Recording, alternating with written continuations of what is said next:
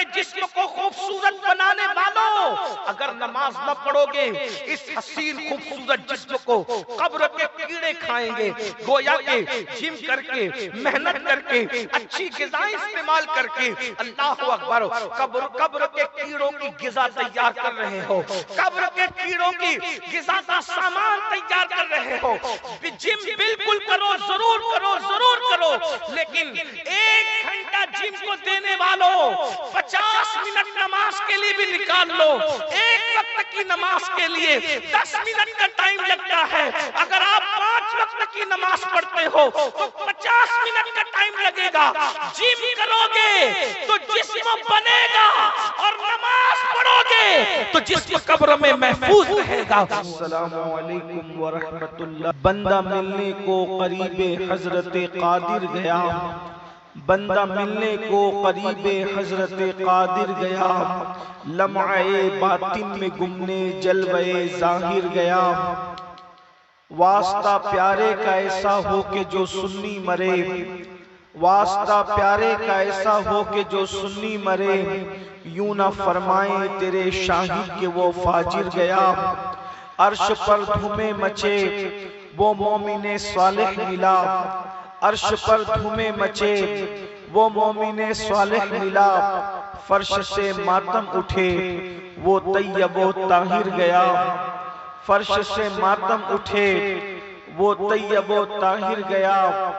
اور ٹھوکریں کھاتے پھرو گے ان کے در پہ پڑ رہو، ٹھوکریں کھاتے پھرو گے ان کے در پہ پڑ رہو، قافلہ تو اے رضا اول گیا آخر گیا، قافلہ تو اے رضا اول گیا آخر گیا۔ آج کی یہ خوبصورت محفل استاذ الاساتذہ زینت الاتقیاء حضرت علامہ مفتی زین الدین صاحب قبلہ رحمت اللہ علیہ کے عرس سراپا قدس کے موقع پر انعقاد پذیر ہے۔ مجھ سے پیشتر بہت سارے علماء اور خطبہ سے آپ نے حضرت کے حوالے سے گفتگو کو سماعت کرنے کا شرف حاصل کیا ہے۔ اللہ تبارک و تعالی ہم سب کی حاضری کو قبولیت کا شرف عطا فرمائے، آمین۔ دنیا کے اندر ہزاروں لوگ روزانہ پیدا ہوتے ہیں اور ہزاروں لوگ دنیا سے چلے جاتے ہیں۔ اللہ تبارک و تعالی نے زندگی اور موت کو پیدا کر کے انسان کا امتحان لیا ہے کہ کون تھوڑی سی زندگی کو پا کر اچھا عمل کرتا ہے۔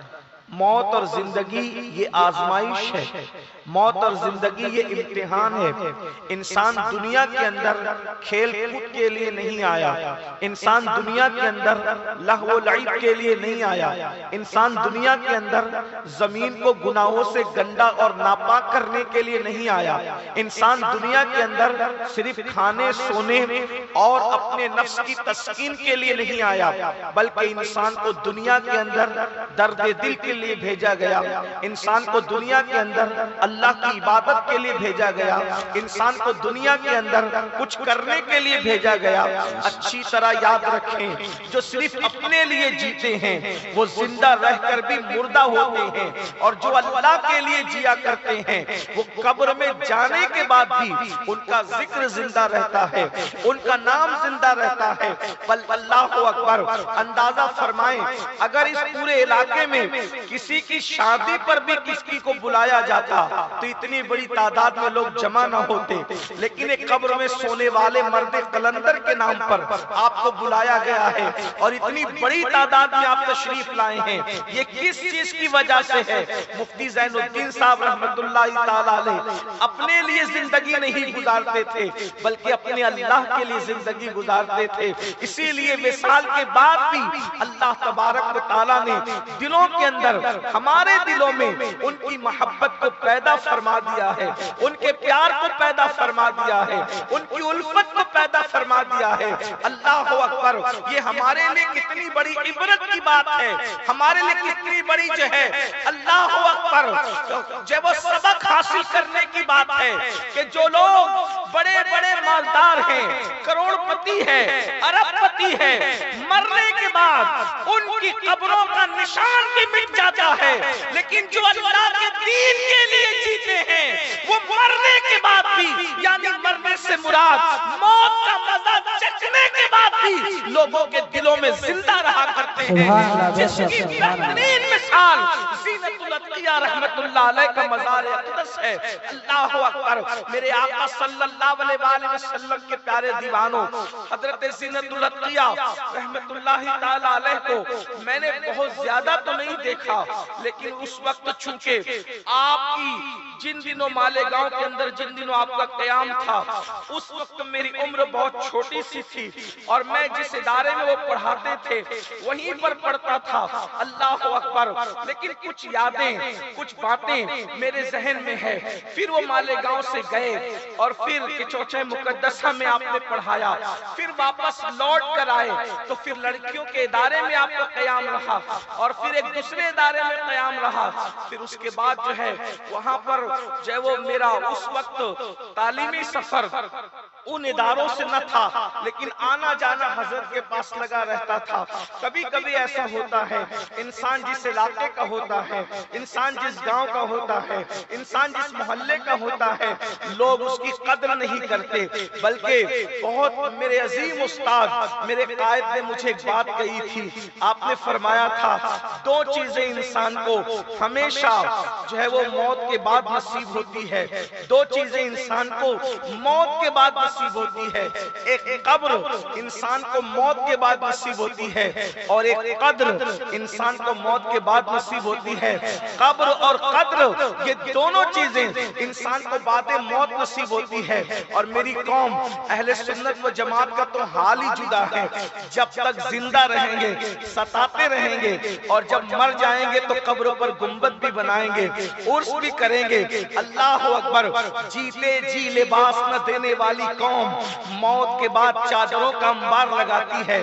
بہرحال یہ بڑا المیہ ہے۔ میرے آقا صلی اللہ علیہ وآلہ وسلم کے دیوانوں، وہ امام جو تنخواہ بڑھانے کے لیے بول بول کر زبان سکھا دے، اللہ اکبر، اسے ترسا دیتے ہیں، لیکن اسی کی موت کے بعد عرس پر ہزاروں روپے اس کے خرچ کیے جاتے ہیں۔ اللہ اللہ، شاید ہو سکتا ہے اس میں بھی کہیں نہ کہیں انسان کا خرچ کرنے کے معاملے بھی اپنے مفاد کا معاملہ ہو، لیکن اس پر میں کسی کی نیت میں شک نہیں کر سکتا۔ کچھ لوگ اخلاص سے بھی کرتے ہوں گے۔ میرے آقا علیہ الصلوۃ والتسلیم کے پیارے دیوانوں، حضور مفتی زین الدین صاحب قبلہ رحمت اللہ تعالی علیہ بڑے عظیم فقیہ تھے۔ آپ نے سنا مولانا حضرت علامہ مفتی شاہ نواز صاحب سے، بڑے عظیم مفتی بھی تھے، بڑے عظیم مدرس بھی تھے۔ ان کی سب سے بڑی بات یہ تھی وہ انتہائی خلیق تھے، انتہائی بااخلاق تھے۔ ایک چھوٹا سا بچہ بھی اگر ان کے پاس چلا جاتا آپ اس کو نظر انداز نہ فرماتے، اور یہ اخلاق نبوی صلی اللہ علیہ وآلہ وسلم کا عکس جمیل ان کی زندگی کے اندر تھا۔ اللہ کے رسول صلی اللہ علیہ وآلہ وسلم نے فرمایا میزان پر سب سے بھاری بھرکم جو چیز ہوگی وہ انسان کے اخلاق ہوں گے۔ اچھی طرح یاد رکھنا، نفلی نمازیں، نفلی روزے، کثرت سے تلاوت قرآن۔ حضرت سیدی نصیر الدین چراغ دہلوی فرماتے ہیں کثرت سے قرآن کی تلاوت، کثرت سے نفلی روزے، کثرت سے نفلی نمازیں، یہ تو بوڑھی عورتیں بھی کر لیا کرتی ہے۔ جیانے مردوں کا کام یہ ہے کہ وہ حسن اخلاق سے لوگوں کے ساتھ پیش آئیں۔ اور اللہ اکبر، مفتی زین الدین صاحب رحمت اللہ تعالی علیہ کی زندگی میں انتہائی یہ چیز آپ کو نظر آئے گی۔ وہ سادگی کا پیکر تھے، وہ عشق مصطفیٰ کا پیکر تھے۔ اللہ اکبر، قوم کی ضرورتوں کو محسوس کر کے وہ اس طرف جو ہے وہ پیش رفت فرماتے تھے۔ غالباً جس وقت اہل سنت و جماعت میں لڑکیوں کے ادارے کا تصور انتہائی کم تھا، مفتی زین الدین صاحب رحمت اللہ علیہ نے مالیگاؤں میں حنفیہ سنیہ میں تعلیم اور تدریس کے درمیان اللہ اکبر بچیوں کے ادارے کی ضرورت کو محسوس کیا۔ اللہ اکبر، آپ اندازہ فرمائیں یہاں پر علماء موجود ہے، صبح سے دوپہر تک ایک عالم اگر بچوں کو پڑھاتا رہے اور اس کے بعد پھر جو ہے وہ پھر ایک مرتبہ اس کو پڑھانے کی گزارش کی جائے تو جلدی سے وہ تیار نہیں ہوتا، بلکہ ایک ذمہ دار انسان ایک تقریر کے بعد دوسری تقریر کرنے کے حوالے سے وہ سوچتا ہے کہ میں ذہنی طور پہ تھک گیا ہوں، اب اگر میں دوسری تقریر کروں گا کہیں ایسا تو نہ ہوگا کہ میرا ذہن اور میری زبان دونوں ایک دوسرے کا ساتھ نہ دے، کہنے جاؤں کچھ اور بول دوں کچھ، اس لیے کہ کبھی کبھی تھکن ایسا ہو سکتا ہے کہ جب انسان تھک جاتا ہے ذہنی طور پر تو زبان اور ذہن دونوں ایک دوسرے کے ساتھ ساتھ نہیں چل پاتے، مضامین ذہن سے اوجھل ہونے لگتے ہیں۔ اللہ اکبر۔ لیکن بہرحال 1 گھنٹے کی تقریر کرنا اور کام ہے، بلکہ یہ بات بھی میں آپ سے عرض کروں، کسی کی توہین اور تنقیص مقصود نہیں ہے، سب سے آسان کام اگر کوئی ہے تو تقریر ہے، تقریر سے کچھ مشکل اگر کوئی کام ہے اللہ اکبر وہ تدریس ہے، اور تدریس سے بھی کوئی مشکل کام ہے وہ تصنیف ہے۔ تینوں کی اپنی اہمیت ہے، تینوں کو بھی کسی کو نظر انداز نہیں کیا جا سکتا، لیکن اگر 6 گھنٹے تک مدرسے میں ایک جگہ بیٹھ کر انسان پڑھائے اور پڑھانے کے بعد پھر اس کو دوبارہ پڑھانے کے لیے کہا جائے تیار نہیں ہوتا۔ لیکن حضور زینت الاتقیاء کو کسی نے کہا نہیں تھا کہ بچیوں کی تعلیم کی ضرورت ہے۔ حضور زینت الاتقیاء رحمت اللہ علیہ نے حنفیہ میں قیام کے دوران ایک مکان کے اندر اظہار العلوم کی بنیاد رکھی، بچیوں کے ادارے کی بنیاد رکھی، اور آپ خود پڑھایا کرتے تھے۔ اور آپ کو پتہ ہونا چاہیے آپ نے اپنے دور میں جن بچیوں کو تعلیم دی ہے آج بھی محنتوں کے باوجود ان جیسی عالمہ کوئی تیار نہیں کر سکا۔ اور اللہ اکبر، مہاراشٹر کے دیگر علاقوں کے اندر جتنے ادارے بعد میں بچیوں کے کھلے ہیں ان میں جہاں جہاں معلمہ کی ضرورت پڑی ہے اکثر اداروں میں شروعات میں حضور زینت الاتقیاء کی شاگردہ کو جو ہے وہ بھیجا گیا، اور پھر اس کے بعد چراغ سے چراغ جلتے گئے۔ آج کے اس دور میں جبکہ ارتداد کا فتنہ عام ہے، بچیاں ارتداد کی طرف جا رہی ہے، اس کو ایک طرف رکھو، اور اس کے بعد حضور زینت الاتقیاء کے اس قدم کو تقریباً اللہ اکبر 40 سال پہلے 35 سال پہلے کے قدم کو ایک طرف رکھو تو آپ کیا محسوس کر سکتے ہیں؟ کیا یہ نہیں کہہ سکتے کہ بچیوں کی تعلیم نہ ہونے پر ارتداد کا فتنہ آج اٹھا ہے؟ زینت الاتقیاء نے اس کو 35-40 سال پہلے محسوس فرما لیا تھا اور اس کا مداوع کرنے کی کوشش کی تھی۔ اللہ اکبر، یہ ان کی کیفیت تھی، لیکن زندگی اتنی سادہ تھی۔ جب عظمت مصطفیٰ میں وہ بچوں کو تعلیم دے رہے تھے، گاہے بگاہے استفادہ کے لیے میں بھی پہنچ جایا کرتا تھا۔ ایک وقت میں پہنچا تو میں نے کیا دیکھا، دوپہر کے کھانے کا وقت ہو رہا ہے اور وہ کھانے میں جو ہے کیلا اور روٹی تناول فرما رہے ہیں۔ مجھے حیرت ہوئی، یہ دوپہر میں چلچلاتی دھوپ میں حضرت کھانا کھانے کی بجائے کیلا روٹی کھا رہے ہیں۔ تو میں بے چین ہوا، میں نے کہا اگر حضور آپ اجازت دے تو میں کوئی جو وہ انتظام کر دوں۔ کہا کہ نہیں، میں اپنی خواہش سے یہ کھا رہا ہوں۔ اتنی سادہ غذا پر انہوں نے اکتفا فرمایا۔ اکثر کام اپنے ہاتھوں سے کرتے، انہی عظمت مصطفیٰ میں قیام کے درمیان ایک مرتبہ کسی میت کے حوالے سے میں پہنچا جنازہ پڑھانے کے لیے، تو میں نے دیکھا، میں نے سوچا کہ تازہ وضو کر لوں، استنجا کے لیے گیا تو میں نے دیکھا حضرت کے ہاتھ میں جھاڑو ہے اور وہ بیت الخلاء میں جانے سے پہلے جو جالے لگے وہ اپنے ہاتھ سے صاف کر رہے ہیں۔ میں نے اپنی آنکھوں سے دیکھا، میں نے بڑھ کے کہا کہ لائیے میں کر دیتا ہوں، وہ کہا کہ نہیں میں کرتا ہوں۔ آپ اندازہ فرمائیں ایک ایسی شخصیت آپ کے علاقے میں ہو سکتا ہے ان کی زندگی کا زیادہ تر وقت باہر گزرا ہو تو یہاں کے لوگوں نے کم محسوس کیا ہے، لیکن مجھے نہیں لگتا کہ لوگوں نے کم محسوس کیا ہو، اس لیے کہ مشق اور عشق اسے کتنا ہی چھپانے کی کوشش کی جائے، مشامے جائیں اس سے معطر ہو ہی جاتے ہیں۔ اور مفتی زین الدین رحمت اللہ تعالی علیہ، اللہ اکبر، وہ عشق رسول کا مشق بھی تھے اور مجسم خود عشق رسول کا پیکر بھی تھے، اس لیے ان کی شخصیت کو بہت زیادہ لوگ چھپا ہوا نہیں دیکھ سکتے۔ اللہ رب العزت اس مرد قلندر کے مزار پر انور پر رحمت و نور کی برسات فرمائے۔ ایک بات اور عرض کر کے میں اپنے عنوان کی طرف چلنا چاہتا ہوں۔ ایک مرتبہ مالیگاؤں کے اندر کچھ ہنگامی حالات ہوئے، ہنگامی حالات ہونے کے بعد ایک میٹنگ منعقد کی گئی اور میٹنگ منعقد کرنے کے بعد لوگوں نے الگ الگ انداز سے تقریر کی، میں بھی اس میں موجود تھا، حالانکہ اس وقت میں کوئی مقرر کی حیثیت سے اس میں مدعو نہ تھا، بڑے بڑے علماء اور شہر کے ذمہ دار لوگ تھے اور اس میں تنظیم کے نمائندے کی حیثیت سے میں بھی شریک تھا، لیکن مجھے کچھ بولنا بھی نہیں تھا، بڑوں کو بولنا تھا، میری عمر اس وقت بھی چھوٹی تھی۔ اللہ اکبر، گفتگو ہوتی رہی، ہنگامی حالات ہیں، فساد کے حالات ہیں، یہ نقصان ہو گیا، وہ دکانیں جل گئی، ایسا ہو گیا ویسا ہو گیا۔ ایک صاحب نے اٹھ کر کے کہا ان حالات میں ہمیں اپنے مسلک کو اور اپنے سلسلے کو طاق بالائے طاق رکھ دینا چاہیے اور اللہ اکبر ایک دوسرے کی مدد کرنا چاہیے۔ یہ بول کر کے وہ صاحب بیٹھے، اللہ اللہ، حضور مفتی زین الدین کی صدارت میں وہ محفل تھی، آخری میں صدر کو بولنا تھا، لیکن جیسے ہی وہ بیٹھے، بیٹھنے کے بعد مفتی صاحب بغیر کسی اعلان کے کھڑے ہو گئے اور کھڑے ہونے کے بعد فرمایا اتنی تو ان کی بات سے میں متفق ہوں کہ ایک دوسرے کی مدد کرنا چاہیے، امداد ضرور ہونا چاہیے، لیکن فرمایا جو انہوں نے کا اشارہ کر کے جو انہوں نے کہا کہ سلسلے اور مسلک کو بالائے طاق رکھ دیا جائے، فرمایا وہ کسی اور کا سلسلہ ہوگا اور کسی اور کا مسلک ہوگا جو طاقوں پہ رکھا جاتا ہے، میرا سلسلہ اور میرا مسلک وہ ہے، میرے سر پر ہے، میری آنکھوں پر ہے، میرے دل پر ہے۔ اللہ اکبر، اس لیے کہ ہمارا مسلک طاقوں پہ رکھنے والا نہیں ہے، وہ دل کے طاق میں سجانے والا ہے۔ ہمارے سلاسل طاقوں میں رکھنے والے نہیں ہیں بلکہ دل کی طاق پر سجانے والے ہیں۔ مدد کے ہم قائل ہیں لیکن مسلک کو بالائے طاق رکھنے کے قائل نہیں ہیں۔ اور اس کے بعد اسی پر وہ محفل مکمل ہو گئی۔ اس وقت لوگوں نے اتنی نرم طبیعت کے شخص کو اتنا سخت دیکھ کر کے قرآن مقدس کی اس آیت مبارکہ کے تیور کو ملاحظہ فرمایا، اشداء والکفار، اللہ اکبر، رحماء بینہم، وہ آپس میں ایک دوسرے کے ساتھ رحم دل ہیں، لیکن جب گستاخ کی بات آتی ہے، کفر اور کافر کی بات آتی ہے تو پھر وہاں پر نرمی نہیں بلکہ وہاں سختی سے کام لیا جاتا ہے۔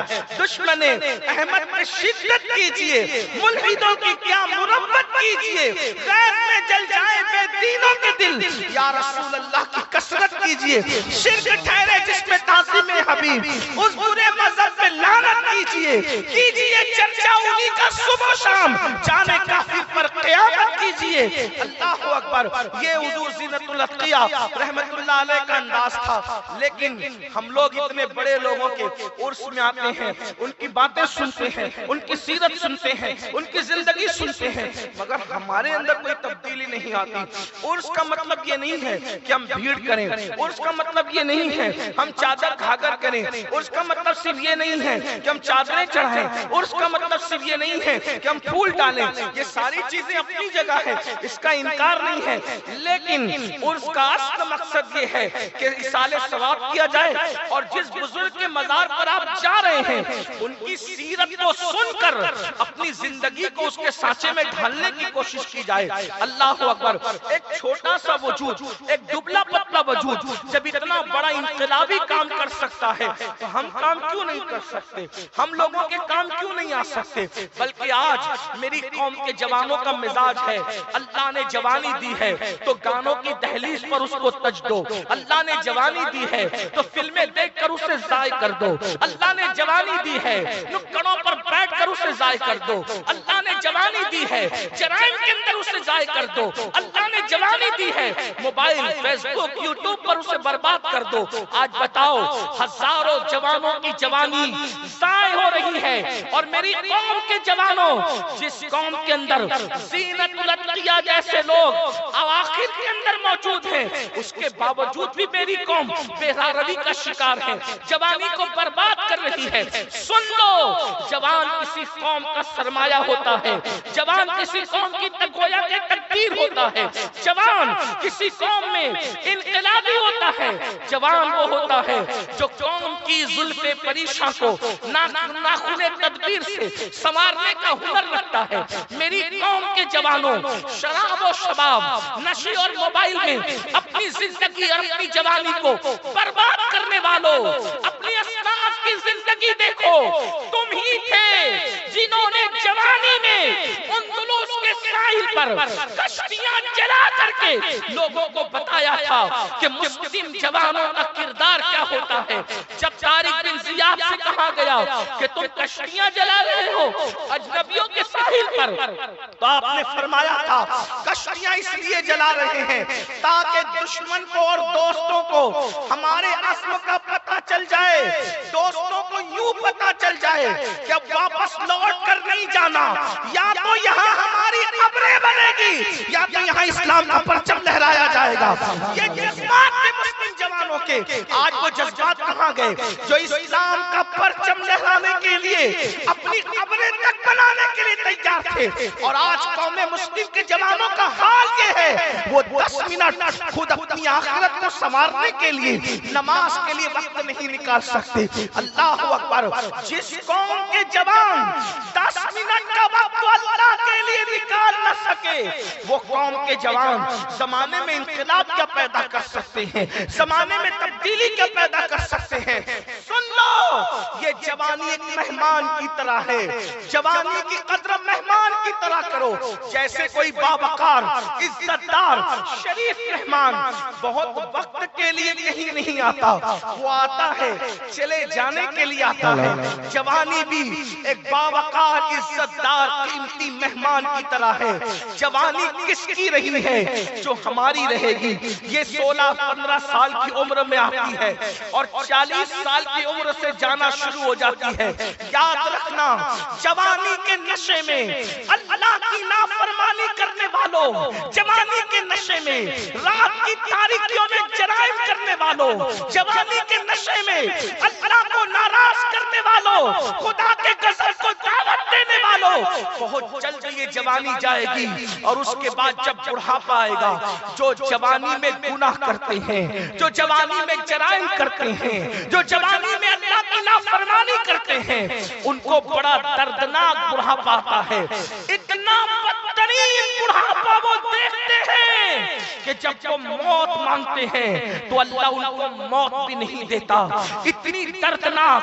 اللہ اکبر. سید الطائفہ حضرت جنید بغدادی رضی اللہ تعالیٰ عنہ نے ایک بڈھے کو بازار میں بھیک مانگتے دیکھا. اللہ اللہ، بغداد معلیٰ کے بازار میں وہ بھیک مانگ رہا تھا مگر کوئی اس کو بھیک دینے کے لیے تیار نہ تھا. تو لوگوں نے کہا حضرت کیسا عجیب دور آ گیا کہ اس بڈھے کو کوئی بھیک نہیں دیتا. فرمایا واللہ اس نے اپنی جوانی کو پاپ میں گزارا تھا، خدا نے اس کو ذلت آمیز بڑھاپا اس پہ مسلط کر دیا. آج اس کو کوئی بھیک دینے کے لیے تیار نہیں ہے. میری قوم کے جوانوں سن لو، جس دن یہ خوبصورت جوانی کی راتیں گزر جائے گی، اس دن یہ جسم اتنا کمزور ہوگا، کبھی گھٹنوں کا درد، کبھی کمر کا درد، کبھی وجود کا درد. آج نرم قدوں پر لیٹ کر زنا کے مناظر دیکھتے ہو، آج نرم قدوں پر لیٹ کر زنا کی فلمیں دیکھتے ہو. کل نہ نرم گدے ہوں گے، نہ سکون کی نیند ہوگی، بلکہ اس وقت تارے گنو گے اور رات تارے گنتے گنتے گزر جائے گی. نیند طلب کرو گے، جا کر پوچھو. 2-3 نیند کی گولیاں کھانے کے بعد بھی لوگوں کو نیند نہیں آتی. جوانی میں جرائم کرنے والوں کو بڑھاپا بہت پرسکون نہیں ملتا، بلکہ ننھے سے بچے بھی ان کا رسپیکٹ نہیں کرتے، جو اللہ کے قانون کا رسپیکٹ نہیں کرتے. جوانی کوئی نہیں پوچھتا. اور جب انسان کمبل میں منہ چھپا کر بڑھاپے میں روتا ہے تو اس وقت تو بہت دیر ہو چکی ہوتی. میں اپنے جوانوں سے کہتا ہوں، تمہارے بڑے بوڑھوں نے جو اپنی جوانی کو گناہوں میں برباد کر کے اپنے آپ کو تباہ کیا، تم اس غلطی کے راستے پہ نہ جاؤ. بلکہ جوانی بھی اللہ کو پسند ہے اور جوانی کی عبادت بھی اللہ کو پسند ہے. اس لیے جوانی کو گناہ میں گزارنے کی بجائے جوانی کو اللہ کی عبادت میں گزارا. اللہ کے رسول صلی اللہ علیہ وآلہ وسلم ارشاد فرماتے ہیں، جوانی میں عبادت کرنے والے کو اللہ بوڑھوں پر ایسی فضیلت عطا فرماتا ہے جیسے رسولوں کو کو اللہ قوم پہ فضیلت عطا فرماتا ہے۔ یہ جوانوں کی فضیلت ہے جو اپنی راتوں کو گناہ کی بجائے خدا کی عبادت میں گزارتا ہے۔ جب کوئی جوان گناہ سے توبہ کر لے 40 دن تک آسمان میں نور کی قندیلیں جلائی جاتی۔ توبہ تو بہت کرنے والے کرتے اور سب اچھے توبہ کرنے والے، توبہ کرنے والے سب بہترین لوگ ہیں، توبہ کرنے والے سب کے مقام ہے، شان ہے، عزت ہے، وقار ہے، لیکن جب جوان گناہ سے توبہ کرتا ہے حدیث پاک میں آتا ہے 40 دن تک اللہ نور کی قندیلیں روشن کرتا ہے اور فرشتے ایک دوسرے سے کہتے ہیں فلاں فلاں جوان نے توبہ کی ہے، اس کی توبہ کی خوشی میں اللہ نے نور کی قندیلوں کو روشن کر دیا ہے۔ اس لیے جوانی میں توبہ کر لو، جوانی گزر جائے گی۔ میں بھی اپنی گفتگو کو سمیٹتے ہوئے، جوانی گزر جائے گی۔ ایک مرتبہ ایک جوان نے دیکھا ایک بوڑھے بابا بڑھاپے کی وجہ سے جن کی کمر جھک گئی، بڑھاپے کی وجہ سے جن کی کمر جھک گئی تھی، وہ بوڑھے بابا جھکی کمر سے کہیں جا رہے تھے۔ ایک جوان نے اس بوڑھے کو دیکھا۔ آج کل لوگ بوڑھوں کا مذاق اڑاتے ہیں، نوجوان لڑکے بوڑھوں کے مزہ لیتے ہیں، دادا بوڑھے ہو جائیں، ابا بوڑھے ہو جائیں، نانا بوڑھے ہو جائیں، محلے کے پڑوسی بوڑھے ہو جائیں، یاد رکھنا بوڑھوں کی عزت کرنا سیکھو۔ اللہ کے رسول صلی اللہ علیہ وآلہ وسلم فرماتے ہیں جو اللہ اور یوم آخرت پر ایمان رکھتا ہے اس کو چاہیے کہ وہ بوڑھوں کی عزت کرے۔ اور آقا علیہ السلام ارشاد فرماتے ہیں دوسرے مقام پر، حدیث پاک کا مفہوم ہے کہ جس بوڑھے کو اسلام میں بڑھاپا آ گیا اس کے حق کو ہلکا نہ سمجھے گا مگر منافق، یعنی وہ شخص منافق ہوگا جن کو بڑھاپا اسلام میں آیا، ان کے حق کو ضائع کرنے والا، ان کو حقیر سمجھنے والا، اس کے اندر نفاق کی عادت ہوگی، منافقین کی صفت ہوگی۔ اس لیے بوڑھوں کی عزت کرو۔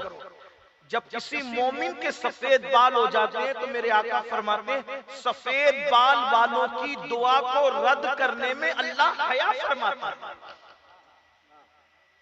اور اگر کوئی متقی پرہیزگار مومن بوڑھا ہو جاتا ہے تو اللہ فرشتوں سے کہتا ہے یہ گناہ اگر اس سے ہو جائے تو اس کا گناہ مت لکھنا، اس لیے کہ یہ بوڑھا ہو گیا۔ اور بڑھاپے میں جوانی میں کوئی نفل بھی پڑھتا تھا، سنتیں غیر موقعہ بھی پڑھتا تھا، کثرت سے عبادت کرتا تھا، لیکن جب بوڑھا ہو گیا، کمزور ہوا تو اب صرف بہت زیادہ عبادت نہیں کر پاتا، کم عبادت کم کر پاتا ہے، تو اللہ ارشاد فرماتا ہے یہ کم عبادت اس کی کیوں ہے؟ تو فرشتے عرض کرتے مولا تو بہتر جانتا ہے کہ یہ بوڑھا ہو گیا۔ اللہ ارشاد فرماتا ہے بوڑھا میں نے کیا، کمزور میں نے کیا، اب یہ زیادہ عبادت نہیں کر پاتا، عبادت کم کرے تو بھی کم مت لکھنا۔ جوانی میں جتنی زیادہ کرتا تھا وہ ساری عبادتوں کا ثواب بھی بڑھاپے میں لکھا جائے۔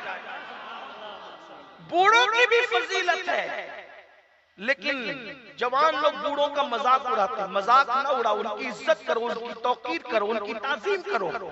تو ایک بڑے میاں جن کی کمر جھک گئی تھی، ایک جوان نے سوچا چلو ان کا مذاق اڑائیں گے، ان کی مزہ لیں گے، تو وہ جھکی ہوئی کمر سے جا رہے تھے۔ تو جب کسی کی کمر جھک جائے تو ایسا لگتا ہے نا کہ جیسے وہ کچھ ڈھونڈ رہا ہے، حالانکہ وہ ڈھونڈنا کچھ نہیں، اس کی کمر جھکی ہوتی۔ تو اس نے مذاق اڑاتے ہوئے کہا بابا کیا ڈھونڈ رہے ہو؟ بابا کیا ڈھونڈ رہے ہو، کیا تلاش کر رہے ہو؟ بڑے میں سمجھ گئے میری مذاق اڑا رہے ہیں۔ اچھی طرح یاد رکھنا سوال کتنا بھی گندا ہو، انسان کے اچھے اخلاق اور اعلیٰ ظرفی کی نشانی یہ ہے کہ جواب اچھے انداز سے دیا گیا۔ اس لیے کہ لوگ کہتے ہیں اینٹ کا جواب پتھر سے دے، اینٹ کا جواب پتھر سے دینا یہ کسی اور کا طریقہ تو ہو سکتا ہے، مومن کی شان نہیں ہو سکتی۔ اور یاد رکھنا اینٹ کا جواب پتھر سے دینے والے سر پھوڑ سکتے ہیں، کسی کا دل نہیں جیت سکتے، لیکن پتھر کا جواب پھول سے دینے والے کسی کا سر نہیں پھوڑتے بلکہ لوگوں کے دلوں کو جیتا کرتے۔ ایک جوان نے کہہ دیا بابا کیا ڈھونڈ رہے، کیا تلاش کر رہے ہیں؟ اس بڑے میاں نے جوان کو دیکھا اور مسکرا کے کہا بیٹا میں اپنی کھوئی ہوئی جوانی ڈھونڈ رہا ہوں، مجھے جوانی کی تلاش ہے بیٹا۔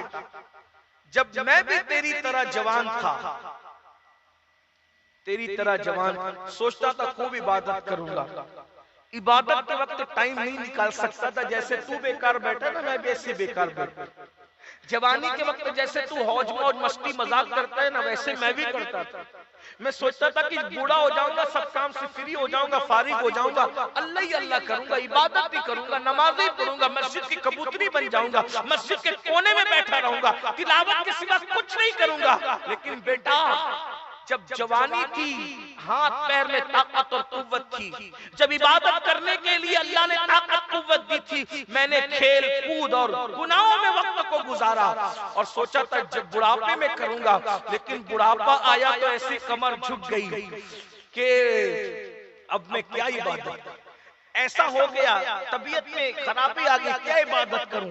تو میں اپنی جوانی کو ڈھونڈ رہا ہوں اس جھکی ہوئی کمر سے، مگر تجھے نصیحت کرتا ہوں جو غلطی میں نے کی ہے وہ تو نے نہ کرنا، جو جوانی کو میں نے ضائع کی ہے تو نے ضائع نہ کرنا۔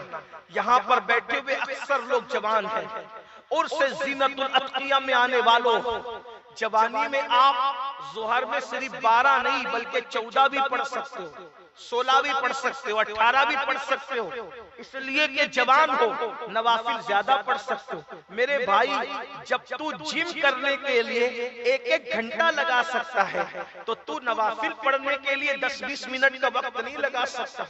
میں جم کرنے کا مخالف نہیں ہوں، مگر یاد رکھنا جم میں اور نماز میں فرق یہ ہے، جم کرو گے تو جسم بنے گا، لیکن یہ بنے ہوئے جسم کو کہاں خرچ کرو گے؟ جب یہ جسم بنے گا جم کر کے اور نماز نہیں پڑھو گے تو یہ بنے ہوئے موٹے خوبصورت جسم کو جس پر ناز کرتے ہو، بازو بن گئے، سینے بن گئے، چہرہ بن گیا، جسم اتنا خوبصورت ہو گیا۔ یاد رکھنا میں کوئی آپ کو ڈرانے والی بات نہیں کر رہا ہوں، یہ حقائق ہے، یہ سچائی ہے، یہ صداقت ہے۔ جم کر کر کے جسم کو خوبصورت بنانے والوں اگر نماز نہ پڑھو گے اس حسین خوبصورت جسم کو قبر کے کیڑے کھائیں گے، گویا کہ جم کر کے محنت کر کے اچھی غذائیں استعمال کر کے اللہ اکبر قبر کے کیڑوں کی غذا تیار کر رہے ہو، قبر کے کیڑوں کی غذا کا سامان تیار کر رہے ہو۔ جم بالکل کرو، ضرور کرو، ضرور کرو، لیکن 1 گھنٹہ جم کو دینے والوں 50 منٹ نماز کے لیے بھی نکال لو۔ ایک وقت کی نماز کے لیے 10 منٹ کا ٹائم لگتا ہے، اگر آپ 5 وقت کی نماز پڑھتے ہو تو 50 منٹ کا ٹائم لگے گا۔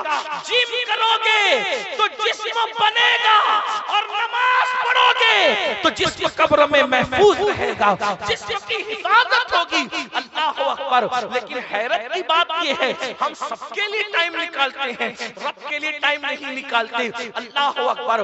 آئیے ایک دن وہ ضرور آئے گا میرے بھائیوں، جسم کا رشتہ روح سے ٹوٹ جائے گا، جسم کا رشتہ روح سے منقطع ہو جائے گا۔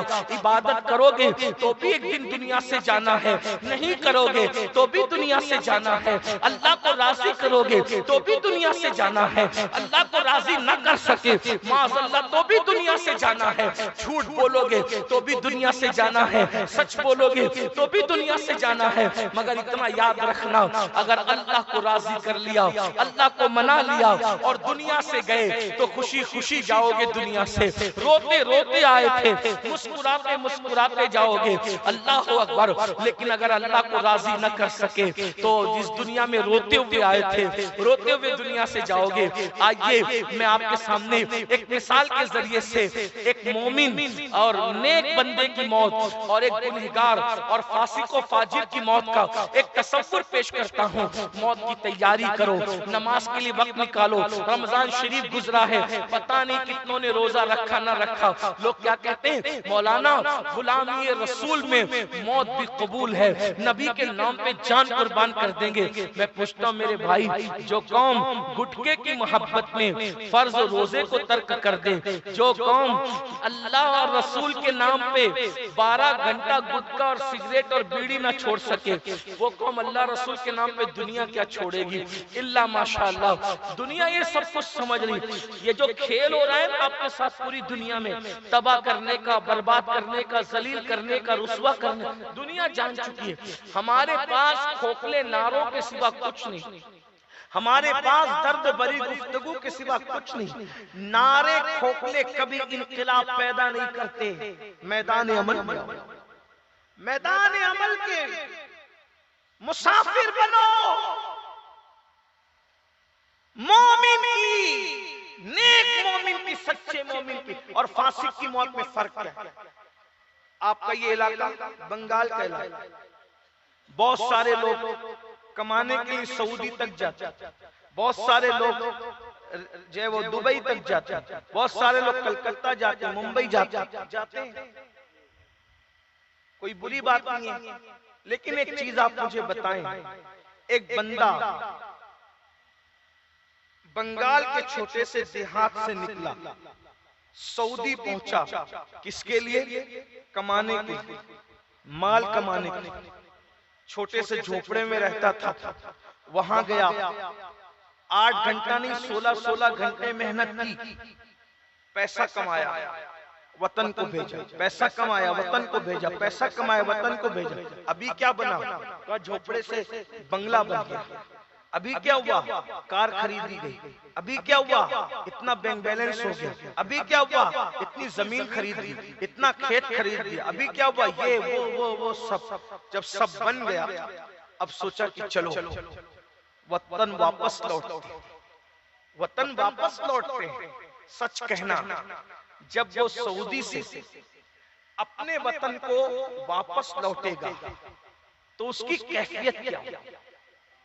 جو وطن کو واپس لوٹے گا اس کی کیفیت کیا ہوگی؟ اس کا دل چاہے گا یہ ہوائی جہاز اتنا دھیرے کیوں اڑ رہا ہے، یہ اور تیزی سے اڑے، کیونکہ میں پلک کے جھپکتے وطن پہنچنا چاہتا ہوں. کیوں؟ ارے برسوں 16 18 گھنٹے جو محنت کرتا رہا، سر کا پسینہ تلووں تک آتا رہا، میلے کچیلے کپڑے پہن کر لوگوں کی غلامی کرتا رہا، محنت کرتا رہا، پیسے اور دولت کمانے کے لیے میں نے کیا نہیں کیا. اب سب میرا جم گیا، بن گیا. اب وطن جا رہا ہوں. برسوں ہو گئے امی کو نہیں دیکھا، برسوں ہو گئے ابو کو نہیں دیکھا، برسوں ہو گئے بچوں کو نہیں دیکھا، برسوں ہو گئے بیوی کو نہیں دیکھا. اللہ اکبر. وہ میرے بچپن کے دوست، وہ میرے بچپن کے یار، وہ میرے احباب، یہ سب میں دیکھوں گا. وطن جاؤں گا، شان سے میری زندگی گزرے گی. بیوی تبسم کر کے استقبال کرے گی، ماں سر پہ پیار کا پلو ڈالے گی، باپ سینے سے لگائیں گے. اللہ اکبر. بولو اس تصور سے وہ سوچتا ہے میں اڑ کے چلا جاؤں، میں جلدی چلا جاؤں. اور جیسے جیسے وطن قریب آتا ہے اس کے دل کی دھڑکنیں تیز ہوتی جاتی ہے. جلدی سے آ جاؤں، جلدی پہنچوں، کیونکہ میں ساری چیزوں کو سمیٹوں. بلا تشبیہ، بلا تمثیل. ہم بھی پردیس میں آئے ہیں، ہم دیس میں نہیں ہیں، ہم اس دنیا میں پردیس میں ہیں. اس لیے کہ ہمارا اصل وطن کیا ہے؟ قرب الہی سے چلے تھے. ہم پیدا کہاں ہوئے؟ اصل میں ہم جنت سے چلے تھے. اللہ اکبر. ہمارا اصل وطن جنت ہے، کیونکہ ہمارے باپ حضرت آدم علیہ السلام کو اللہ نے جنت میں بنایا تھا، ان کے وجود کو جنت میں ترتیب دیا گیا تھا. تو اصل وطن ہر مومن کا اللہ جو ہے وہ جنت ہے. لیکن اس دنیا میں پردیس میں انسان زندگی گزار رہا ہے، اور جو لوگ اس پردیس میں کبھی تہجد پڑھ کے محنت کرتے ہیں، کبھی نمازیں پڑھ کے محنت کرتے ہیں، کبھی تلاوت کر کے محنت کرتے ہیں، تو یہ سب کما کے نیکیاں اپنے دیش میں بھیج رہے ہیں. اور اللہ کوئی مسجد بنا رہا ہے زمین پر، اس کے لیے محل بن رہا ہے جنت میں. کوئی مدرسے کا تعاون کر کے مہمانان رسول کی خدمت کر رہا ہے تو جنت میں درجے بلند ہو رہے ہیں. یہ بن رہا ہے، وہ بن رہا ہے، وہ بن رہا ہے. ایک وقت آئے گا یہ پردیس چھوڑ کر جب دیش کی طرف لوٹنا ہوگا، جسے آخرت کہتے ہیں، وطن کی طرف لوٹنا ہوگا.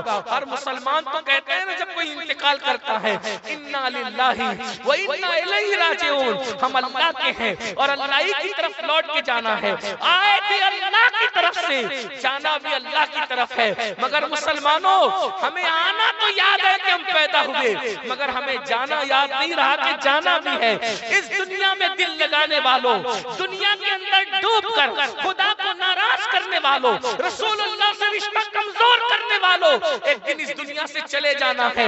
موت کی تلواریں جو ہمارے سروں پہ لٹک رہی نہیں ہے، بہت جلدی سے وہ جسم اور روح کے اندر تفریق کر دے گی۔ جانا ہے بھائیو، ضرور جانا ہے، پتہ نہیں کون کب جائے گا۔ اللہ اکبر، سوچو تو صحیح کہ کیا قانون ہے، قدرت کا دستور کیا ہے۔ آنے والے آتے ہیں تو ترتیب سے آتے ہیں، پہلے دادا آئے گا، پھر ابا آئے گا، پھر بیٹا آئے گا، یہی ہے نا، پھر پوتا آئے گا۔ ترتیب آنے میں تو ترتیب ہے، جانے میں کوئی ترتیب نہیں ہے۔ کس نے کہا پہلے دادا دنیا میں آیا تھا تو دادا ہی دنیا سے جائے گا؟ نہیں، دنیا میں دادا پہلے آیا تھا، باپ بھی جا سکتا ہے، خود بھی جا سکتا ہے۔ اس لیے ہر وقت تیاری کرو، ہر وقت خدا کو راضی کرنے کی کوشش کرو، اور جو تیاری کر لیتے محنت کر کے وہ نیکیاں جو اپنے دیش میں بھیجتے ہیں، جب موت کا فرشتہ آئے گا وہ سوچے گا ذرا جلدی کرو۔ اس لیے کہ دنیا میں کہ میں ملک سے بے ملک ہوا تھا تو بیوی کا پیار دیکھنے کے لیے لوٹا، ماں باپ کا پیار دیکھنے کے لیے لوٹا، لیکن قربان جب میں اپنی اصل وطن لوٹوں گا جسے جنت کہتے ہیں تو وہاں رسول اللہ کا تبسم ہوگا۔ غوث اعظم کا دامن جب پکڑنے میں میں ناز کرتا ہوں، اس غوث اعظم کا دیدار کروں گا، غریب نواز کا دیدار کروں گا، صابر پاک کا دیدار کروں گا، مخدوم اشرف کا دیدار کروں گا، اپنے مرشد کا دیدار کروں گا۔ جنت میں جس بزرگوں کی زیارت کی تمنا کرو گے اس بزرگ کی زیارت کر لو گے تو انسان سنتے جلدی کرو، جلدی کرو، جلدی چلو۔ لیکن اللہ اکبر، یہ مومن کی، نیک کی، متقی کی موت کا پس منظر ہے کہ وہ آیا تھا دنیا میں روتے ہوئے، مسکراتے ہوئے جاتا ہے۔ کیوں؟ اس لیے کہ پتہ ہے خدا کے قرب میں جانا ہے، خدا کی بارگاہ میں جانا ہے، رسول اللہ کے قرب میں جانا ہے۔ اسی لیے تو بلال حبشی وصال رسول کے بعد پوری زندگی کبھی نہیں مسکرائے، لیکن جب انتقال کا وقت آیا تو آپ کی بیوی نے کہا ہائے غم، تو آپ نے بیوی سے کہا خاموش رہے، کائے کا غم، ارے یہ بول کہ کیا خوشی ہے کہ آج دنیا میں ہے، کل مصطفیٰ جان رحمت سے ملاقات کا دن ہے، کل حضور کی زیارت کا دن ہے، کل دوستوں سے ملنے کا دن ہے۔ اس کو حضرت آسی غازی پوری نے یوں نبھایا ہے، آج بھولے نہ سمائیں گے کفن میں آسی، قبر کی شب ہے کس گل سے ملاقات کی رات۔ یہ نیک لوگ، پرہیزگار لوگ، سچے مومن لوگ، یہ ان کی موت ہے۔ اللہ اکبر۔ لیکن جو گناہ کرے گا، فسق و فجور کرے گا، جرائم کرے گا، اس کی موت کیسے ہے؟ جیسے آپ کے اپنے وطن میں کوئی کسی کا مرڈر کر کے، کسی کو قتل کر کے بمبئی بھاگ گیا ہو، اور بھاگنے کے بعد ادھر ادھر چھٹتا پھر رہا ہو، عیاشی کر رہا ہو، عیش کر رہا ہو، وطن میں قتل کر دیا، جرائم کر دیا، اس کو مار ڈالا، چوری کر دی، بدنامی ہاتھ لے لی، اور اس کے بعد چلا گیا ممبئی، کلکتہ، سعودی، ادھر ادھر۔ پھر ایک وقت آیا کہ اس تک پولیس پہنچی، اس کو پکڑا، ہاتھ میں ہتھکڑی ڈالی، اور اس کو ٹرین میں یا فلائٹ میں بٹھا کر جب وطن لایا جا رہا ہے، بتاؤ پہلا بندہ بھی وطن آ رہا تھا، یہ بھی وطن آ رہا ہے، وہ سوچ رہا تھا فلائٹ دھیرے کیوں چل رہی ہے، ٹرین دھیرے کیوں چل رہی ہے، وہ جلدی وطن پہنچنا چاہتا تھا، لیکن جب اس کے ہاتھ میں ہتھکڑی ہوگی تو وہ بندہ سوچے گا کاش کہ جلدی ٹرین نہ پہنچے، کاش کہ جلدی فلائٹ نہ پہنچے، حالانکہ وطن جا رہا ہے، لیکن کیوں جانا نہیں چاہتا، کیوں تاخیر چاہتا ہے، کیوں کڑ رہا ہے؟ اس لیے کہ کچھ اچھے کام نہیں کیے، بدنامی مول لی۔ جانتا ہے جب ہتھکڑیوں کے ساتھ وطن جائے گا تو کتنی ذلت ہوگی، کتنی رسوائی ہوگی، کتنی بدنامی ہوگی، یہی تو ہوگا، مارا جائے گا،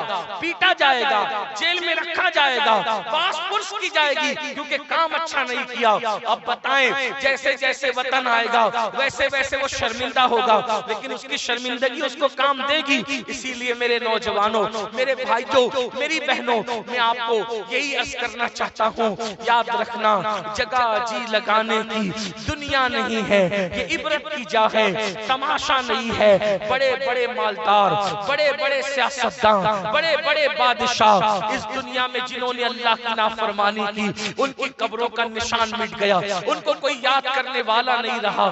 اللہ نے تمہیں زندگی دی ہے، ہمیں زندگی دی ہے، آج سے پہلے جو ہوا سو ہوا، آج سچی توبہ کر لو، اللہ کو منا لو، اللہ کو راضی کر لو۔ دو چھوٹی چھوٹی باتیں گفتگو کر کے اپنی بات کو میں مکمل کرتا ہوں، ٹائم پورا ہو رہا ہے، بلکہ مجھے تو کہا گیا تھا 10 ساڑھے 10 بجے ہی محفل ختم ہو جائے گی، لیکن کسی وجہ سے ہم لیٹ ہوئے، حالانکہ مجھے پتا چلا ہے اتنی تاخیر تک جو ہے وہ جلدی سے اس عرس کا جلسہ نہیں چلتا، یہاں جلدی ختم ہو جاتا ہے، اور یہاں کے لوگ تو جلدی کھانا کھانے کے عادی ہیں اور اب 12 سے زائد ہو رہے ہیں، اس لیے میں آپ کی آنتوں کی بددعا لینے کی بجائے آپ کی دعا لے کر کے جلدی سے گزر جانا چاہتا ہوں۔ دو باتیں، ایک بات یاد رکھنا، بہلول دانا، بہلول ہارون رشید کے دور کے بہت بڑے مجذوب، بہلول دانا، آپ بغداد میں اعلان کرتے تھے لوگوں اللہ سے صلح کر لو، لوگوں اللہ سے صلح کر لو، لوگوں اللہ سے صلح کر لو، بس یہ دھن میں اعلان کرتے پھرتے تھے بہلول۔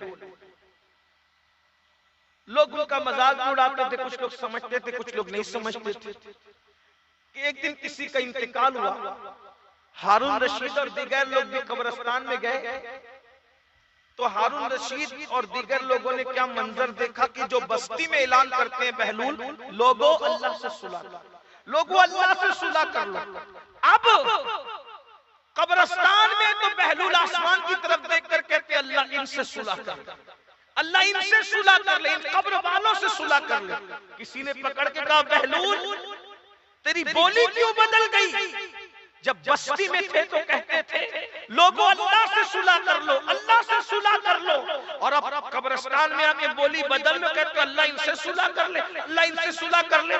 بہلول نے سرد آنکھ کھینچی اور فرمایا نادانو، جب تک انسان زندہ ہے اللہ انسان کے گناہ معاف کر کے اس سے صلح کرنے کے لیے تیار ہے، اللہ اس سے صلح کرنا چاہتا ہے، یعنی اس کو معاف کرنا چاہتا ہے، اس کو بخشنا چاہتا ہے، اس کی توبہ کو قبول کرنا چاہتا ہے، بلکہ اس کی شان تو یہ ہے کہ جب رات کا آخری حصہ آتا ہے تو رحمت کی چادر پھیلا کر کہتا ہے رات کے پاپیوں صبح ہونے سے پہلے توبہ کر لو تاکہ میں تمہیں بخش دوں۔ جب شام کا وقت آتا ہے تو وہ رحمت کی چادر پھیلا کر کہتا ہے دن کے پاپیوں سورج غروب ہونے سے پہلے توبہ کر لو تاکہ میں تمہیں معاف کر دوں۔ وہ کروڑوں ماؤں سے زیادہ پیار کرتا ہے، وہ فرماتا ہے اللہ تمہیں عذاب دے کر کیا کرے گا اگر تم اللہ کے شکر گزار بن جاؤ، وہ تمہیں عذاب دے کے کیا کرے گا اگر تم شکر گزار بن جاؤ، تم نافرمانی اس کی نہ کرو، وہ تمہیں عذاب دے کے کیا کرے گا، وہ تو تمہیں کروڑوں ماؤں سے زیادہ پیار کرتا ہے۔ کسی نے مجھ سے کہا یہ تو کہاں سے لایا کہ کروڑوں ماؤں سے زیادہ اللہ پیار کرتا ہے؟ میں نے کہا جب اس کے علم کی حد نہیں ہے تو اس کے پیار کی حد کہاں سے؟ خدا وہی تو ہے کہ جس کی کوئی حد نہیں ہے، نہ اس کے علم کی حد ہے، نہ اس کی قدرت کی حد ہے، نہ اس کے حسن کی حد ہے، تو پھر اس کی محبت کی حد بندیاں کیسے کرو گے؟ کروڑوں مائیں اگر بفرض محال کسی ایک بچے کی ہو جائیں تو وہ کروڑوں مائیں مل کر ایک بچے کو جتنا پیار نہیں دے سکتی، اس سے زیادہ میرا اللہ اپنے بندوں سے پیار کرتا ہے۔ اللہ اکبر، اس کے پیار کی کوئی حد ہے۔ اگر ماں باپ کی نافرمانی کرو تو ماں باپ کہتے ہیں میرے گھر سے نکل جا، ہم تو اتنی نافرمانی اس کی کرتے ہیں، کبھی اس نے نہیں کہا کہ میری زمین سے نکل جا، کبھی کہا ماں باپ پنشمنٹ کے لیے، تعذیبی کاروائی کے لیے، سزا کے طور پہ کہتے ہیں تجھے کھانا نہیں ملے گا، اے اللہ تیری عظمتوں پہ قربان، ماں باپ کہتے ہیں تجھے کھانا نہیں دیں گے، لیکن ہم نے اتنے گناہ کیے تو نے کبھی نہیں کہا کہ میں تیرا کھانا بند کر دوں۔ سوچو تو کتنا پیار کرتا ہے، لیکن سب کے پیار کی قدر کرنے والوں، کیا کبھی تم نے رب کے پیار کی قدر کی؟ ہم نے اللہ کی محبتوں کی قدر کی؟ رات کی تاریکی میں، ہر رات کے آخری حصے میں آسمان دنیا پہ تجلی فرماتا ہے جیسا کہ اس کی شان ہے، اور ہر رات کہتا ہے مجھ سے بخشش مانگنے والوں بخشش مانگو میں تمہیں بخش دوں، میں تمہیں معاف کر دوں۔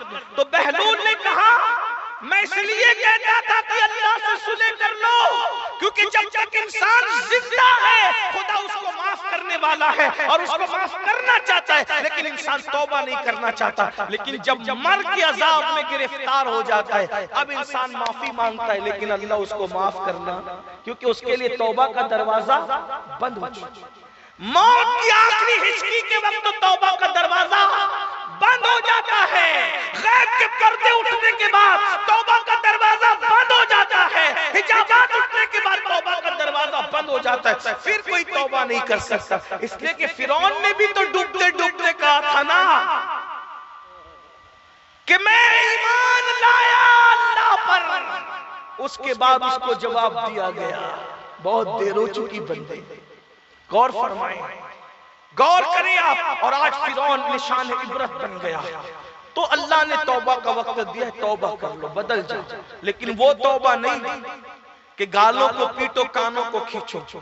صوفیہ فرماتے ہیں بکری کے تھن سے جس سوراخ سے دودھ نکل جاتا ہے دوبارہ اسی سوراخ سے تھن میں دودھ نہیں جا سکتا، تو جیسے بکری کے تھن سے دودھ نکلنے کے بعد اسی سوراخ سے دوبارہ تھن میں دودھ نہیں جا سکتا، توبہ کر کے جو گناہ سے نکل جائے پھر اس رستے نہ جائے، اس کو کہتے سچی توبہ کرنے والا۔ اور جو ایسی توبہ کرتا ہے اس کے بارے میں اعلان ہے ان اللہ یحب التوابین، توبہ کرنے والوں کو اللہ اپنا محبوب بنا لیتا ہے۔ ہم نے استغفار تو بہت کیا لیکن سچی توبہ کب کرو گے؟ تو یہ پہلی بات تھی۔ دوسری اور آخری بات یہ، مرنے کے بعد بہت عبرتناک انجام ہوتا ہے گنہگاروں کا۔ اپنی دنیا میں مست ہو، کبھی موت کی تیاری بھی، اللہ کو کبھی راضی کرنے کی کوشش، گالیاں دینے کی بجائے درود شریف پڑھو، غیبت کرنے کی بجائے نعتیں پڑھو، وقت کو ضائع مت کرو، مرنے کے بعد پچھتانے کے سوا کچھ ہاتھ نہیں ہے۔ ایک مرتبہ دو بھائی آپس میں جھگڑا کر رہے تھے، لڑائی کر رہے تھے، یہ میری اتنی زمین وہ میری اتنی زمین، زمین کے لڑ رہے تھے۔ لڑتے ہیں لوگ، میں سمجھتا ہوں چار بھائیوں تو شاید ہی کچھ بھائی ایسے ہو کہ جن میں آپس میں لڑائی نہ ہو، ایک دوسرے پہ کیس تک کرتے ہیں۔ پہلے کیس کرتے تھے، اب تو لوگ ایک دوسرے پہ بھائیوں پہ جادو بھی کرواتے۔ حدیث پاک کا مفہوم ہے کہ جادو کرنے والوں کے لیے ڈر ہے کہ کہیں ان کا خاتمہ کفر پر نہ ہو۔ جادو کرنے والوں کے لیے کہا گیا کہ شب برات میں بھی ان کی مغفرت نہیں ہوتی، شب برات میں بھی ان کی بخشش نہیں ہوتی جب تک وہ توبہ نہ کرے۔ جادو کرنے کرانے والوں کے لیے کہا گیا اگر کسی جادوگر کے پاس جاتا ہے تو 40 دن تک اللہ نہ اس کی عبادت قبول کرتا ہے نہ اس کی دعا قبول کرتا ہے۔ لڑائی جھگڑے چل رہے، دلوں میں کینے ہیں، ایک دوسرے پہ کیس کباڑی چل رہی، دو بھائی ہیں آپس میں لڑ رہے ہیں، یہ میری زمین وہ میری زمین، میری جائیداد اتنی میری۔ ایسے میں ایک ٹوٹا ہوا کٹورا وہاں پر پڑا ہوا تھا، ٹوٹے کٹورے سے آواز آئی، اچانک ٹوٹے کٹورے سے آواز آئی، اے لڑنے والوں، میری زمین کہنے والوں، ذرا میری بھی کچھ سن لو۔ اب آپ اس کو یہ کہہ سکتے ہیں کٹورے کی فریاد، ٹوٹے کٹورے نے فریاد کی میری بھی سن لو۔ ظاہر سی بات، جب مٹی کا ٹوٹا ہوا پیالہ کٹورا بول پڑا میری بھی سن لو، اللہ کی شان ہے، اللہ جسے چاہے قوت گویائی دے دے، میرے اللہ کی شان ہے۔ تو جب ٹوٹے کٹورے سے ٹوٹے پیالے سے آواز آئی تو یہ اپنا جھگڑا بھول گئے دونوں بھائی، اس کی طرف متوجہ، یہ تو بول رہا ہے؟ تو کٹورے نے کہا، مٹی کے اس پیالے نے کہا، کیا صدیوں پہلے فلاں فلاں نام کا ایک بادشاہ تھا، اس کو پہچانتے ہو؟ کہاں بالکل پہچانتے ہیں۔ کہا وہی بادشاہ ہوں، میں وہی بادشاہ ہوں جو تم سے مخاطب ہوں۔ تو وہ بادشاہ تو کیسے مخاطب؟ کہا جیسے آج مال کی محبت میں تم اللہ کو بھول گئے، اتنی وسیع و عریض سلطنت اللہ نے مجھے دی تھی، میں بھی اللہ کو بھول گیا، اللہ کی نافرمانی میں مصروف ہو گیا، خدا کی نافرمانی کرنے لگا۔ ایک دن آیا کہ میری موت ہوتی، میں مر گیا۔ جب مر گیا تو مجھے جیسے اوروں کو دفن کیا جاتا ہے مجھے بھی دفن کرتے، اور میرا جسم مٹی میں مل گیا، میں مٹی ہو گیا، مٹی نے کھا لیا میرے جسم کو، اور صدیوں میں اوپر کی مٹی نیچے، نیچے کی مٹی اوپر، مٹی تو اوپر نیچے ہوتی رہتی ہے نا۔ تو کہا اتنا بڑا بادشاہ تھا، جب مٹی نے کھا کے مجھے مٹی کر دیا، اور صدیوں میں نیچے کی مٹی جب اوپر کو آئی تو پھر کیا ہوا؟ میرے اوپر لوگ پیشاب کرتے تھے، پاخانہ کرتے تھے۔ دیکھو آخرت کی تیاری نہ کرنے والوں کا انجام، مرنے کے بعد کن کن پہ پیشاب کیا جا رہا ہے، کن کن پہ پاخانہ کیا جا رہا ہے، کس کو پتا؟ کیا سمجھتے ہو کھانا سونا اور اچھے کپڑے پہننا یہی زندگی ہے؟ قبر کے اندر کا تو سوچو، غور کرو اللہ کے بندو، سوچو۔ اب آواز آ رہی ہے ٹوٹے ہوئے پیالے سے، لوگوں نے میرے منہ پہ پیشاب کیا، پاخانے کی، اس لیے کہ جسم مٹی میں مل جائے مگر روح کا تعلق تو موجود رہتا ہے، احساس تو رہتی ہے۔ اور جن جن چیزوں سے زندوں کو تکلیف ہوتی ہے ان چیزوں سے مردوں کو بھی تکلیف ہوتی ہے، لیکن کرتوت تو لوگوں کی کرتوت ہے، لوگ منہ پہ پیشاب پاخانہ کرتے رہے۔ اور پھر کیا ہوا؟ مٹی مٹی میں ملی، ایک کمہار آیا، وہ مٹی کو اٹھا لے، اور اٹھا لے جانے کے بعد میری مٹی جس مٹی میں مل گئی تھی اس کو جو ہے وہ کمہار نے سڑھایا، گلایا اور اس کا کٹورا بنا، کٹورا بنا کر اس کو آگ میں جلا کر کے پکایا، اور وہی میری مٹی جس مٹی میں ملی تھی اس سے کٹورا بنا، اور کٹورے کو بازار میں بیچا گیا۔ اور اس کٹورے کو جب بازار میں بیچا گیا تو پھر لوگ کسی نے خریدا، اور خریدنے کے بعد پھر اس کو خوب استعمال کیا، پھر کسی کنیز کا پیر اس سے ٹکرایا اور وہ کٹورے ٹکڑے ہو گئے، اور لا کر اس کو یہاں پھینکا گیا۔ او زمین پہ لڑنے والوں عبرت حاصل کرو، اتنے بڑے بادشاہ کی مٹی کا یہ حال کیا گیا، دیکھ اپنی دولت پہ کیا اتنا، اپنی دولت پہ کیا ناز کرے۔ حضور سرکار مولائے کائنات کے سامنے ایک خوبصورت کٹورا لایا گیا، کٹورا دیکھ کے رو پڑے۔ لوگوں نے کہا کٹورا دیکھ کے کیوں روتے ہیں؟ کہا فرماتے ہیں پتہ نہیں کتنے خوبصورت چہروں کی مٹی اس مٹی میں ملی ہوگی، تب کہیں جا کر کے یہ خوبصورت کٹورا تیار ہوا۔ کہیں ایسا نہ ہو کہ اپنی مٹی سے بھی کٹورے بن جائیں، ایسا نہ اپنی مٹی پر بھی لوگ پیشاب کریں۔ اللہ یاد رکھنا، اللہ کے بندو، جو اللہ کو بھول جاتے ہیں وہ عبرت بن جاتے ہیں، اور جو اللہ کو یاد رکھتے ہیں وہ لوگوں کے لیے مثال بن جاتے ہیں۔ مفتی زین الدین صاحب رحمت اللہ علیہ، آپ کی بستی کے ایک چھوٹی سی شخصیت، وجود کے اعتبار سے دبلی پتلی شخصیت، لیکن اللہ کو راضی کیا، خدا نے کتنی بلندی عطا کی۔ آج ان کے چرچے صرف آپ کے بنگال میں نہیں ہیں بلکہ الحمدللہ مہاراشٹر کے اندر بیشتر کوئی حال ان کے نام سے منسوب ہے، کوئی مدرسہ ان کے نام سے منسوب ہے، کوئی درسگاہ ان کے نام سے منسوب ہے۔ گویا کہ یہ بات پتہ چل رہی ہے جو اللہ کے لیے جیتے ہیں وہ مرتے نہیں ہیں بلکہ لوگوں کے درمیان زندہ رہتے ہیں۔ آئیے ہم بھی کچھ ایسے کام کریں۔ بنگال والوں، آپ کی بستی میں ابھی بھی جہالت بہت زیادہ ہے، تعلیمی کمی بہت زیادہ ہے، غربت بہت زیادہ ہے۔ یہ ہم سب کو مل کر دور کرنا پڑے گا۔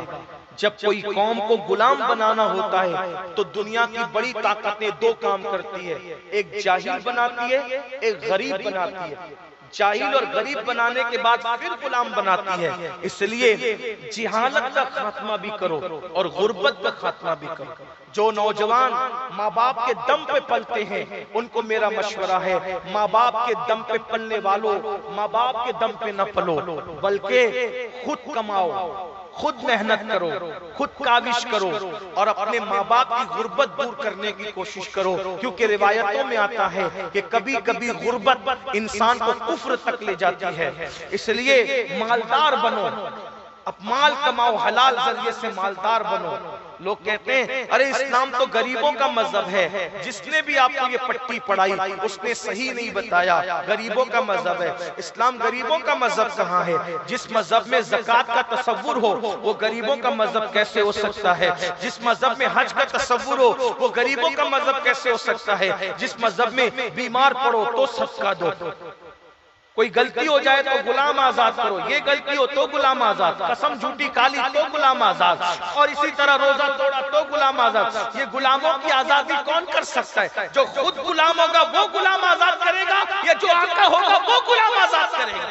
آپ مجھے بتائیں ہمارے مذہب میں تو کون کہتا ہے کہ اسلام غریب؟ ہاں چند لوگ غریب ہوئے ہیں لیکن اکثریت مالداروں کی، خود ہمارے آقا صلی اللہ علیہ وسلم کی ظاہری طور میں ظاہری آمدنی اس زمانے میں لاکھوں کی ہوا کرتی تھی، مگر شان یہ تھی صبح آتا تھا شام تک سب بانٹ دیا کرتا۔ یہ ایک الگ بات ہے، لیکن یہ مالدار بنو، مال پہ توجہ دو، محنت کرو۔ اگر اوروں کے کندھے سے کندھا ملا کر دنیا میں کھڑے ہونا ہے تو مالدار بنو۔ اور دوسری چیز، تعلیم پر محنت۔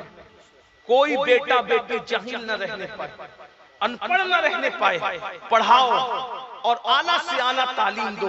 10-15 سال اگر تعلیم اور دولت پہ محنت کر لوگے تو انشاءاللہ انقلاب آئے گا۔ لیکن یاد رکھنا، مالدار اور تعلیم یافتہ بننے سے پہلے دیندار بننے کی کوشش کرنا، ورنہ یہ مالداری آپ کو فرعون نہ بنا دے، یہ تعلیم آپ کو شیطنت کی طرف نہ لے جائے۔ اس لیے پہلے دیندار بن جاؤ تاکہ مالداری آپ کو عثمان غنی کا سچا غلام بنا دے، عبد الرحمن ابن عوف کا سچا غلام بنا دے، اور تعلیم آپ کو امام اعظم ابو حنیفہ کا سچا غلام بنا دے، امام مالک کا سچا غلام بنا دے۔ اس لیے میری گزارش ہے، دینداری کے ساتھ مالداری اور تعلیم پر محنت کرو۔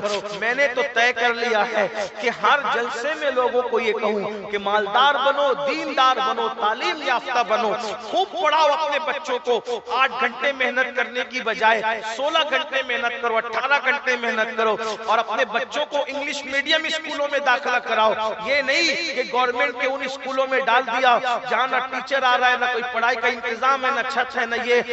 اچھی سے اچھی تعلیم کا انتظام کرو۔ یاد رکھنا، اردو اپنے گھر میں پڑھاؤ، انگریزی میڈیم میں بچوں کو تعلیم دلاؤ، اور عشق رسول کا سچا پابند بناؤ۔ اس لیے کہ حیات لے کے چلو، کائنات لے کے چلو، چلو تو سارے زمانے کو ساتھ لے کے چلو۔ لوگ کہتے ہیں تعلیم حاصل کر کے حضرت کیا ہوگا، کیونکہ نوکری تو ملتی نہیں۔ میں پھر کہتا ہوں، مسلمان اپنے بچوں کو نوکریوں کے لیے نہیں پڑھاتے، بلکہ مسلمان اپنے بچوں کو اچھا انسان بنانے کے لیے پڑھاتے ہیں۔ یاد رکھنا، ان پڑھ کے کھانے کا انداز اور پڑھے لکھے کے کھانے کے انداز میں فرق ہوگا۔ ان پڑھ کے گفتگو کرنے کے انداز میں اور پڑھے لکھے کے گفتگو کرنے کے انداز میں فرق ہوگا۔ ان پڑھ کے اٹھنے بیٹھنے میں، پڑھے لکھے کے اٹھنے بیٹھنے میں فرق ہوگا۔ میرے آقا معلم کائنات بن کر آئے تھے، حضور نے تعلیم دی، تربیت دی، عرب کے بوریاں نشینوں کو خدا کی پہچان عطا کی۔ جو نمک اور کافر میں فرق نہیں کر سکتے تھے، ان کو کیسر و کسرا کا تاجدار بنایا۔ جو جہالت کی وادیوں میں بھٹک رہے تھے، اللہ اکبر، ان کو اتنا علم سے آراستہ کر دیا کہ کائنات میں پھر ان جیسا علم والا نظر نہیں آیا۔ اس لیے میری گزارش ہے، مائیں اور بہنیں بھی موجود ہیں، اپنے بچوں کو، بچیوں کو اعلیٰ تعلیم دلاؤ دینداری کے ساتھ۔ اور نوجوانوں سے کہتا ہوں، فیس بک پر، واٹس ایپ پر، یوٹیوب پر اپنے وقت کو برباد کر کے رات میں 4 بجے جاگو گے، دوپہر میں 12 بجے تک سو گے تو کاروبار کیسے کرو گے، تعلیم کیسے حاصل کرو گے؟ جلدی سو جاؤ، جلدی اٹھو۔ لوگوں کی صبح سورج نکلنے کے بعد ہوتی ہے، مسلمان کی صبح سورج نکلنے سے پہلے ہوتی ہے۔ تم لوگوں سے پہلے اٹھو، کاروبار پہ محنت کرو۔ اور یاد رکھنا، اگر اللہ نے آپ کو بہت دولت دے دی ہے تو صرف خود غرض اور سیلفش نہ بنو، بلکہ دوسروں کی مدد کرو۔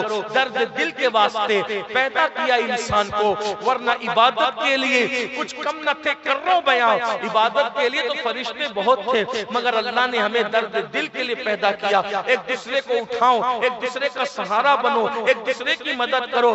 مرنے کے بعد کسی کو کاندھا دینے کی بجائے جیتے جی اس کو کاندھا دینے کی کوشش کرو، اس کو ترقی پر لے جانے کی کوشش کرو، اسے آگے بڑھانے کی کوشش کرو، اسے خوش کرنے کی کوشش کرو، اور ایک دوسرے کی ٹانگ کھینچنے کی بجائے حوصلہ دے کر وہ اس کو آگے بڑھانے کی کوشش کرو۔ اس لیے کہ آپ کسی کو حوصلہ دو گے، کچھ نہیں کر سکتے، لیکن حوصلہ دینے کا ثواب ضرور مل جائے گا۔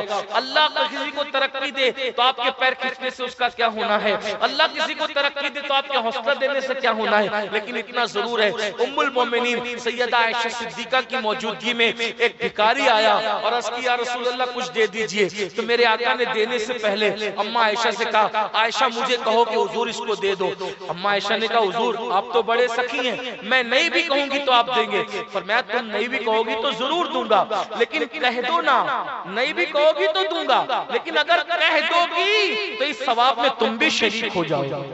کہہ دو گی تو اس ثواب میں تم بھی شریک ہو جاؤ گی. بس اسی طرح اللہ جسے چاہتا ہے ترقی دیتا ہے. تمہارے ہمارے کرنے سے کچھ ہوتا نہیں, مگر پش کر دو گے تو اس کی ترقی کے ثواب میں تم بھی شریک ہو جاؤ گے. آگے بڑھانے کے ابھی جیسے مفتی صاحب قبلہ نے یا علامہ اشفاق صاحب نے ہمیں بتایا کہ ملاقات کے درمیان کہ مفتی زین الدین صاحب رحمت اللہ علیہ کا یہ خصوصی کرم ہے کہ ہم لوگ تو اسکول پڑھ رہے تھے بچپنے میں, ہمیں اسکول سے نکال کر یہ کہا کہ چلو مدرسہ پڑھو, اور کئی بچوں کو لے کر گئے, اور آج وہ بچے قوم کا معمار بن کر کے کھڑے ہوئے ہیں. معیار سنیت, معیار قوم, معمار قوم بن کر آج لوگوں کے سامنے کھڑے ہیں. تو اس لیے ہو سکتا ہے کہ آپ بھی کسی پہ محنت کرو, وہ بڑا انسان بن جائے اور اس کے ذریعے سے بڑا کام ہو, تو ممکن ہے کوئی آپ کو نہ جانے لیکن اس کے اجر میں آپ برابر کے شریک ہو سکتے ہیں. اس لیے دیندار بنو, مالدار بنو, اور ایجوکیشن پہ بہت محنت کرو. اللہ تعالیٰ سے دعا ہے اللہ پاک ہم سب کو عمل کی توفیق دے. گفتگو کے درمیان اگر کوئی غلطی ہو تو اللہ تعالیٰ معاف فرما دے. استغفر اللہ ربی من کل ذنب واتوب الیہ وما علینا الا البلاغ. السلام علیکم ورحمۃ اللہ.